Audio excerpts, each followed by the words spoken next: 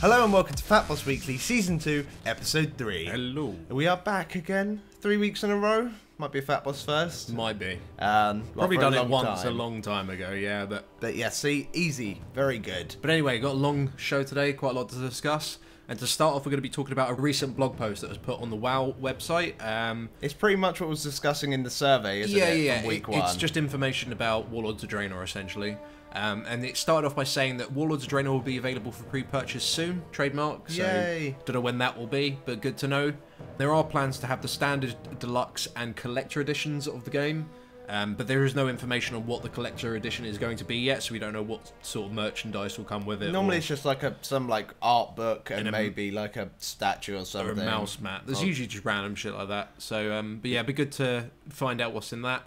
And they did say that when you do get the Digital Deluxe Edition, which is the version of the game that gives you the pet and the mount, just like it did with Mr. Pandaria, I think also did it with Cataclysm, if I remember rightly. I'm not sure. But yeah, you will get them straight away rather than having to wait until the expansion comes out. Which is I think that's a lot better, because it's like as soon as you get it, you'll be able to see all the new mount, and they'll probably be really well textured and all that sort of stuff, which is awesome. But also, when you pre-purchase any digital version of the game, you also gain the level 90 boost at the same time, just like you do with any pre-purchase. So you pre-purchase it and you get your level 90 straight away instead of having to wait till Warlords of Draenor. Which is a good thing in my opinion, because it allows players, I mean, like the examples that they gave, it just gives people the opportunity to get back into the game and customize the characters by getting like all the heirlooms, maybe working on the legendary quest before the expansion comes out, which is great, I think. Yeah, because, well, I think people know that me and you, with the actual free level 90, we're okay with that. I think that's a really good thing. It's a really good thing for new players and even old players. It gives them something to just go into Warlords of Draenor a bit fresh, a bit new,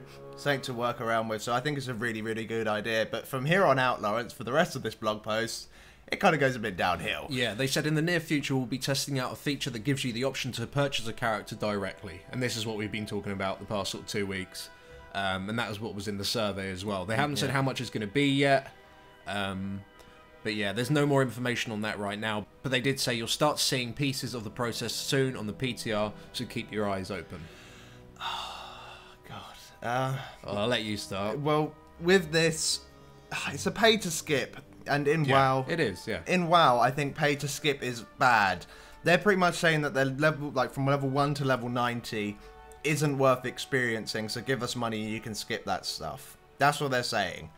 And, like, that's just really... Well, we've already talked about this a little bit in our machinima that came out on Monday. Yes. So that was a kind of bit of a poke at the paid level 90 thing that was coming out. But in all seriousness, I think it's a very sad thing for the game to do. Like, a lot of people were defending Blizzard, like on the forums and everything, because that's what they always do. They're like, oh no, Blizzard are always doing everything right, when I really, really disagree with Blizzard on this one. Having something that allows you to completely skip all of that content means that that content in Blizzard's eyes is worthless, and you might as well skip it.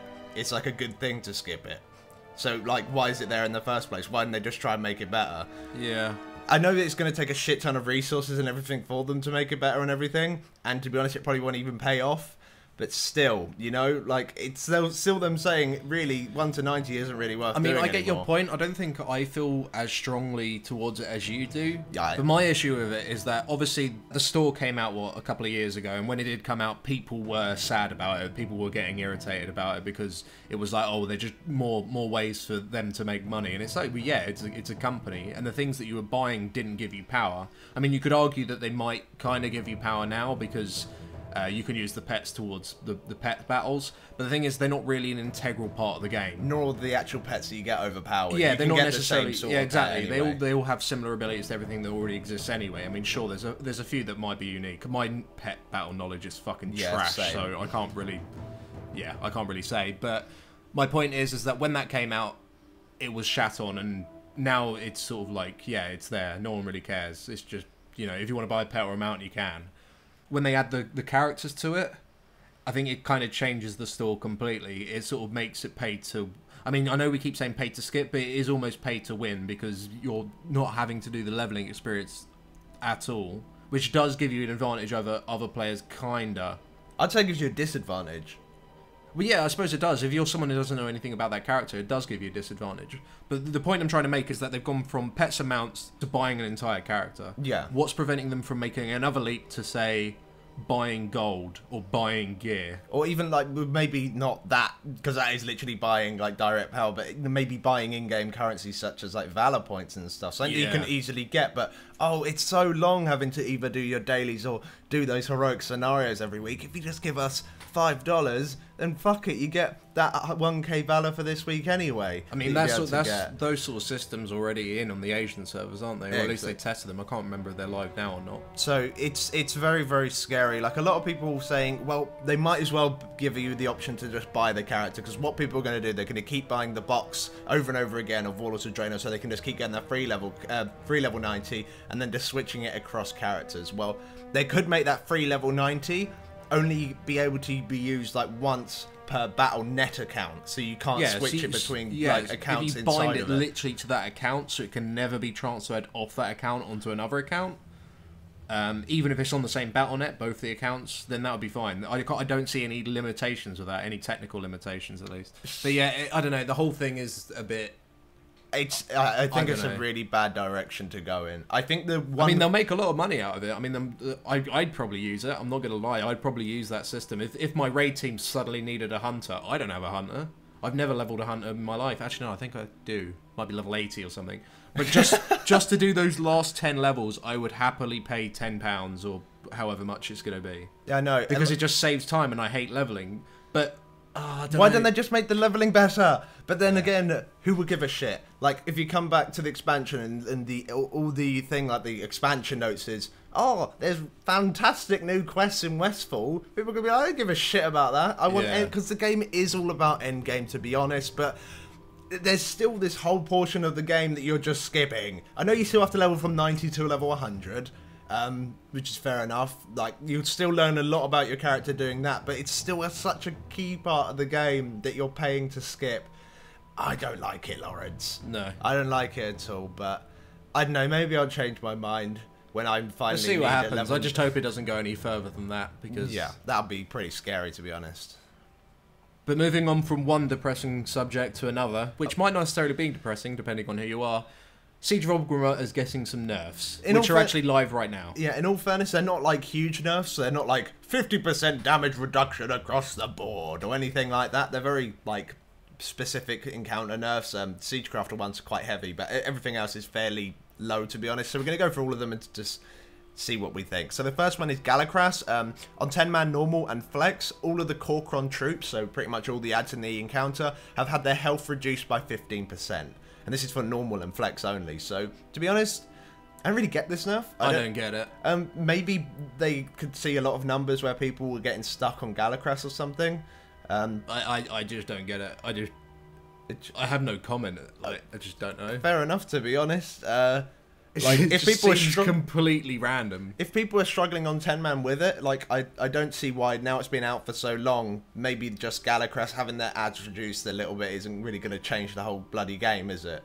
And it is just normal and flex. And so. For 10-man, so maybe with the 10-man they found it, like, so because people had to keep going up in the towers, maybe 5 people wasn't enough for most groups. I don't know. Something like that. It's a very small nerf. But moving on to Thok the Bloodthirsty. He actually has reduced damage on Fearsome Roar and Shock Blast, which is the random AoE, in 10-man normal, flex, and heroic, and these are all being reduced by 10%. Again, I kind of get this, because on 10-man, at least on heroic, for you to do a tactic which is like the most used tactic, where you just get as many stacks as you possibly can in phase 1, and then that way you don't need to worry about phase 2 as much. You kind of need a decent healing comp for it. If your healing comp's a little bit bad for the fight, then you're not going to go for those super high stacks. But even though it's only 10%, that actually is a massive difference, especially in heroic. Like, a really, really massive difference, because that could be like the difference between breaking a shield and not breaking a shield. And obviously the whole mechanic of where you have to stack up, you need to be below that 50% mark. If you can keep people above that 50% mark, then yeah, GG. So I don't know. We'll have to see. We'll have to see how that works. I mean, I don't really know. It's mainly because 10-man, like, a lot of people run with trash comps, don't they? Like, yeah, in 10-man it's hard to get the perfect composition for every single fight, whereas 25-man you have so many different options. And to be honest, doing the fight on both 10 and 25, since, you know, that's what we've done now, it does feel a lot easier in 25 man. So yeah, I can kind of see why they've made that change. Now the biggest change is what they've done, the biggest nerfs, is on Siegecrafter. The automated Shredder's health has been reduced by 10%, and its overload ability now does 10% less damage in heroic difficulty. And again, this, I don't get it. I don't know why they've done this. Well, I could imagine with the overload, it could be so it could help out the belt groups, because normally what you do is that you put all your hunters and maybe like a rogue or two, and they'll do the belts the whole time, like constantly throughout the whole fight, and it's very rare that a healer would even go over there. However, if too many overloads go off, or one overload goes off and it's got too many stacks or whatever, then the healer is going to have to run over there and heal them up and stuff like that. So maybe they just want to make it so the belt groups don't have to take so much damage all the time. I mean, the only other thing that I can think of is that maybe they don't want people to use... Maybe they want it so the overload can go off on 4 or 5 now safely. Maybe. So you can use cooldowns 1 overload later. Either way, I don't get that. One thing I do get though, and I think this is actually a really good change, is that they've nerfed the amount of health that Crawler Mines have in 10-man Heroic. And I think this is great, because in 10-man Heroic, there's very little tactics you can actually do for Siegecrafter. There's pretty much only one, and that's always kill the mines on the belt so that they never actually spawn in the room. But with this 20% nerf, you may actually be able to have mines up the entire time and do tactics similar to 25-man, where you literally just AoE mines underneath the boss the entire fight. So, I don't know. I think that's a really good change. But if you can use that tactic or not, I don't know. Because in 10-man, at least when we did our kills, whenever the mines were up, which was only like once the entire encounter, because we always killed them on the belt, you only ever had like 2 DPS on them, because all the other DPS were either on the belt or dealing with like the shockwave turrets that spawn. Yeah. Or dealing with other random things. So, I don't know. I don't think it's going to affect it majorly. But I hope it does. I hope it opens up the... Yeah, it gives people more options and more stuff, options, so it's definitely a good thing. Now, disassembled crawler mines, deactivated electromagnets and deactivated laser turrets and deactivated missile turrets, which are pretty much everything you get on the belt, now have 20% less health on heroic difficulty. This is good in a way. It's a huge nerf. It's good for me because I'm learning the belt at the moment, and if I'm late, it's kind of like, oh, don't worry, they got 20% less health now. I mean, you can essentially have 1 less person on the belt now on 25-man at least, and in 10-man, it's going to make it a lot easier. It means you don't have to worry about saving cooldowns for it, and it might even mean that you always have 1 person solo it if they have all their cooldowns up. Yeah. But yeah, well, again, it's just a standard nerf. Why they've targeted Siegecrafter, I still don't really get, but also the electromagnet, the AoE damage that it does while it's active, now does 15% less damage on heroic difficulty. I don't get this one at all, because they said they've done it because they wanted to reduce the healing requirements on the fight, especially at that point. In 10-man, it's quite like deadly at that point, especially because of the tactic that you have to use where you have to stand around the edges, unless you are using some strange tactic, which means you don't have to. This is going to make this part easier. It means that you're not going to have to use mobile healers. But in 25-man, the healing requirement is just profoundly low. Like, you have to do nothing on that fight in 25-man. It's such a joke healing 25-man compared to 10-man Siegecrafter, in my opinion at least. And I've healed both of them on various different characters. So, I don't know. Yeah, it just makes no sense to me. They've also lowered the dot damage on the fire by 25% on both Heroic 10 and 25-man, which I get, again, for 10-man, I understand that, but for 25-man, I don't understand it at all. Well, there is points on 25-man, especially, I can only speak for the belt group, because I don't even know what the hell you're doing on the other side of the map. But in the belt group, there are points where you do have to run through the fire, and once again, that might be a thing where reducing the amount of damage the belt group has to take in order to do their job, so that might be something. I'm not 100% sure, but overall, it is quite a lot of damage reduction nerfs and damage requirement nerfs for Siegecrafter. But before we talk about the overall thing, Paragons of the Galaxy has also got a small nerf on 10 and 25 Heroic. They are reducing the damage of multi-shot by 20%, which is the from the Swarmkeeper guy. Yeah, it's just the random AoE and damage. the Fiery Edge, which is, of course, the thing that links you all up together. The big Fiery Edge. Yeah, they've reduced that by 10%. I don't think they're really significant changes. They're not really going to affect the fight that much. Fiery Edge hits really hard anyway. 10% is not going to do a massive amount to it. I know that sounds sort of stupid, but it's not going to make a noticeable amount of difference. And multi-shot, yeah. I mean, that lowers people to about 50%, so instead of that, it's, you know, a little bit higher. They'll have a little It's bit more just, health. I don't know. But overall, I think these nerfs, what they did say they were trying to do was make it so the difficulty curve more smooth. Because to be honest, like around Thok, you're gonna really start having a lot of trouble. As in, you're gonna be That's when you start progressing. Essentially, yeah. Yeah, exactly. And they're trying to smooth that out because Siegecrafter, Paragons, and Garrosh can take. All of them can take the same amount of like tries in order to kill it. Maybe Garrosh a little bit more, but you know what I mean. They're all equally as difficult as each other. Like some people were saying, Siegecrafter was the hardest fight in there overall, like towards the beginning of this tier anyway. So I think that's the idea, and I think they probably will achieve it with this.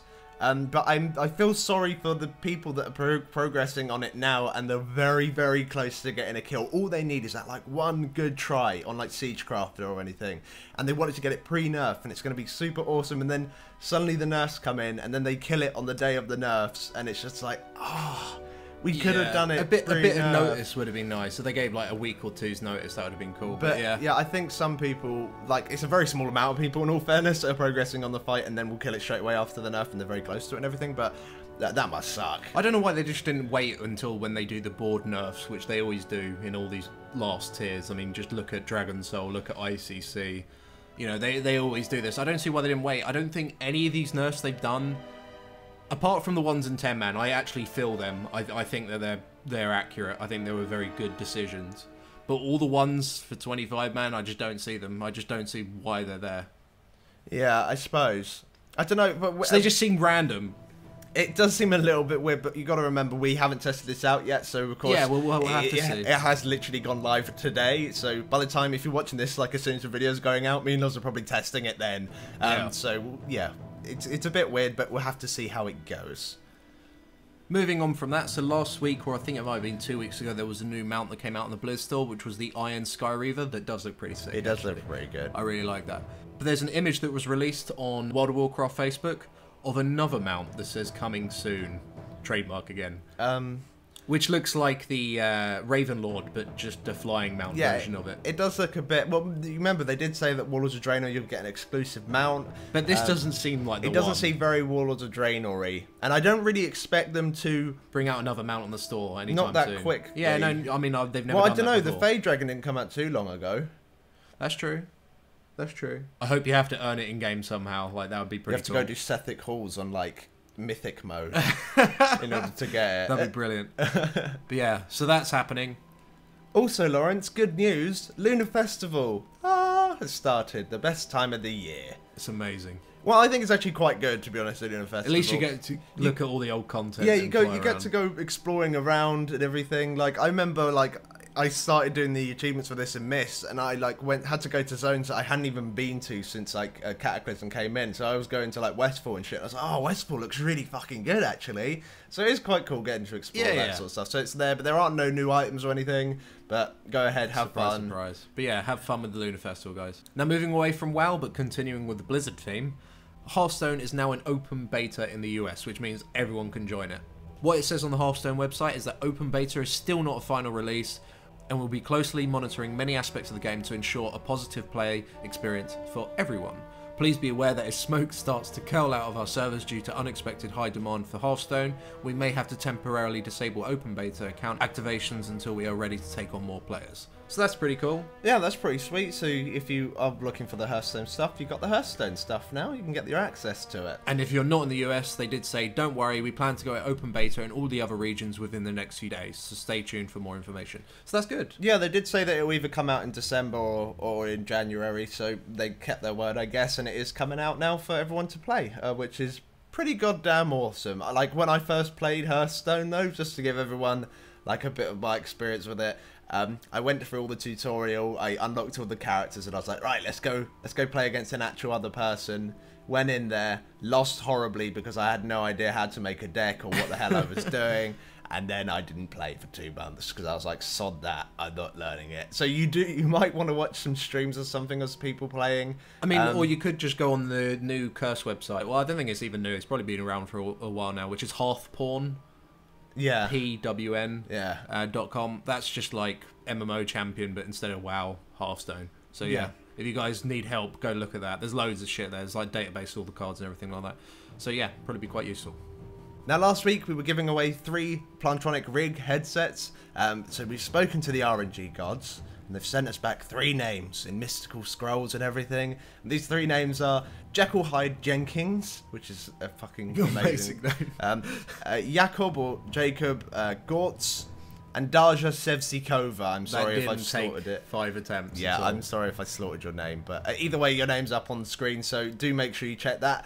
We have sent you a message through the inbox system on YouTube, and YouTube's just garbage. It's so impossible to find it. The only way that you can find it, at least for me, is just type at the top after .com, just put /inbox. Yeah, make sure you're just logged into your account and you'll be able to go to your inbox. And of course, 2 people from last week still haven't gotten back to us, so do get back to us quickly because we can't sit on them all day. So make sure that you do check your inboxes, or at least check last week's episode to make sure if you're a winner or not. So that's that, and well done everyone. Congratulations on your new headsets. We've sent you a message, and make sure you respond to us and we'll sort it all out with you. And we're giving away 3 more. No, we're not. We've run out, guys. Sorry. We've run out. We're not giving out any more this week. Now, moving on to the part of the show, we look at our mail. You guys know how it works. Make sure you send in your mail to us on Facebook, Twitter, and on Twitch. Send us your questions, send us whatever you want, and there's a chance you'll be featured next week. And to start off, Veggie92 is back with a picture of my druid this time. Oh yeah, they made a picture of my rogue last week. That's right. Which is wonderful. And a picture of you. I think the one of my rogue's better. No. Just because of the, the character in it's just better. No. In every single way. Okay. Anyway, yeah. Big thanks, Veggie. Thanks again, awesome Veggie92. Now, Fotty on Facebook asks, as a WoW player, what the hell would you do for the next 6 months till Draenor comes out? Well, there's a lot of things that you can do, like in WoW. WoW has a ton of content in it. Like, even if it isn't new content, and it might just be old content, and it's like bad old content. See, there's still loads to do. A lot of people forget that it's even there as well. Yeah, there's so many things to do. I mean, what personally I'm going to be doing until Warlords is coming out is I'm going to be achievement farming on my Shaman. Whenever I sort of get my engine into gear and, actually get going, I would like to do that. And I'll probably stream most of that as well. Yeah. When we're not so busy.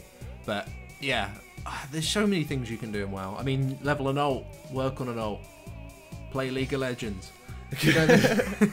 Ghost Crawler's there. I miss you. God, I miss you, Ghost Crawler. But yes.